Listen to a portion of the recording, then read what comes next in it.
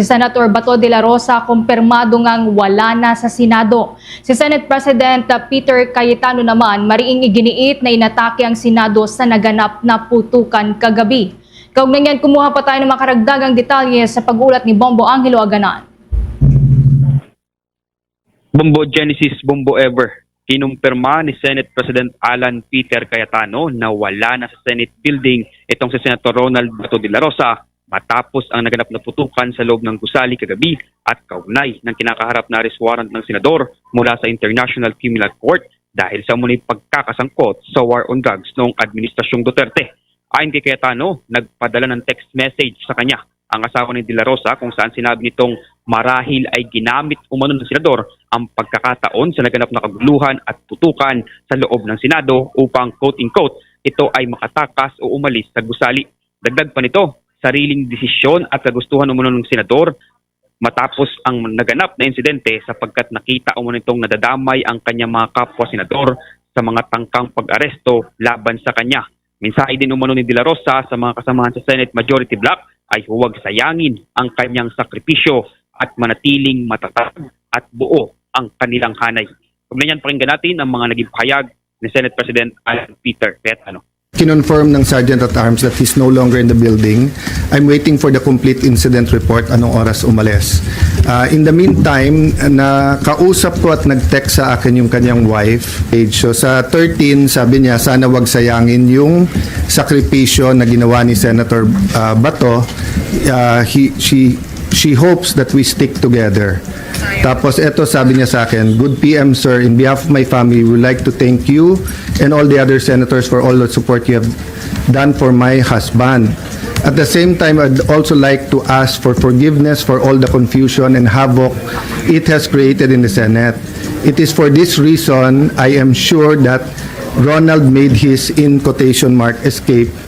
He told me habang tumatagal kasi siya dyan sa loob ay mas nadadamay pa kayo. Alam naming hindi lulusubin ng NBI at CIDG and police o sino pang mga militar ang Senate kung wala siya sa loob. Kaya kahit na gaano siya ka-safe dyan, mas nangibabaw pa rin para sa kanya ang safety ng lahat.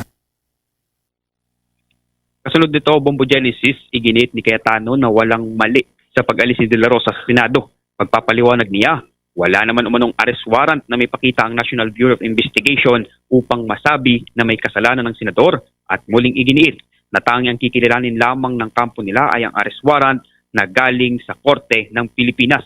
Samantala, Bombo Genesis, naging emosyonal naman ang Senate President matapos tanungin kung totoo nga bang tinangkang lusubin ng Senado sa naganap na putukan kagabi. Tila pasigaw itong sinagot ng senador at mariing iginiit na wala dapat pagdudahan na inatake ang Senado sa naganap na insidente. Kaugnay niyan, pakinggan natin ang mga bahagi ng pahayag ni Senate President Alan Peter Cayetano. Kung tututukan kita ng baril, papasukin ko bahay mo na may baril ako. Nag-warning shot ka, pinutukan kita pabalik. Is it not an attack? Sorry but I don't think there's any question. The Senate is under attack, was under attack. All of you, your lives were in danger last night. I know it's your job to ask a question, but you will tell me pagka may nagpaputok na warning, hindi under attack yun? My God, we're a democracy. This is the Senate of the Philippines. Please naman. Di ba? Yeah. What do you think happens when there's no democracy? Who's the first casualty? The media. Wala nang media kapag wala.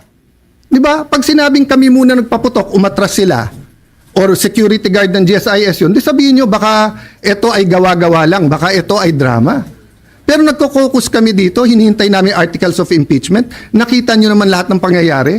Napakagaling ko naman mag-orchestrate ng lahat na yan. Kaya kong papuntahin dito mga armadong grupo. Samantala, Bombo Genesis, Bombo Ever, ibinahagi naman ni Cayetano ang ilang detalye at impormasyon mula sa munay incident report ng Senate Office of the Sergeant at Arms o USAA. Ayon kay Cayetano, batay sa report na mataan umano ang mga miyembro ng USAA ang dalawang lalaking individual na nakasuot ng bulletproof vest sa umano'y may nakalagay na NBI. Sinubukan umano kumpirmahin ng USAA personnel ang pagkakakilanlan ng dalawang lalaki, ngunit nakita umano itong nagtaas at tumutok ng baril kaya't nagpaputok ng warning shots ang Senate Security Forces at gumanti naman ng putok ang mga hindi kilalang lalaki at dito na umano nagsimula ang naganap na putukan. Dagdag pa ni Cayetano, mayroon umano na beripika na 32 basyo ng bala, 27 sa kampo ng Senate Security Forces at 5 naman sa kabilang kampo ng mga hindi pa natutukoy na mga individual. Ngunit nilinaw ng Senate President na nagpapatuloy pa sa ngayon ang investigasyon kung kaya't mas mabuti aniyang hintayin ang magiging kalabasan nito upang lumabas ang totoong katotohanan sa naganap na insidente. Bombo Jello?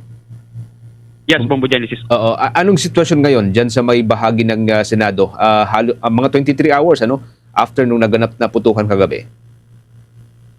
Ngayon, Bombo Genesis, ay mahigpit pa rin ang seguridad dito sa Senate. Bagamat gumawa nga sila kagabi ng full sweeping dito sa buong gusali, ay nananatili pa rin mahigpit. Kanina nga, Bombo Genesis, ay pinayagan tayo na makapunta doon sa parte ng Senate building na pinangyarihan ng naganap na putukan at pinakita sa atin ng sinasabi nilang lagusan papunta dito mula dito sa Senate building papunta doon sa GSIS o vice versa, Bombo Genesis.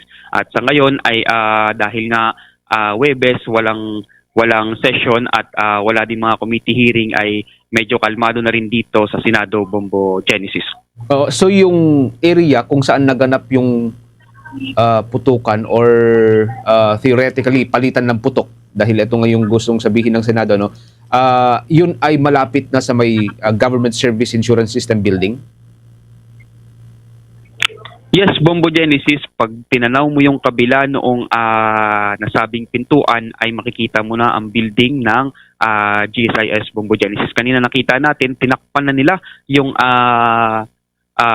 glass window na nakita natin na may mga tama ng bala.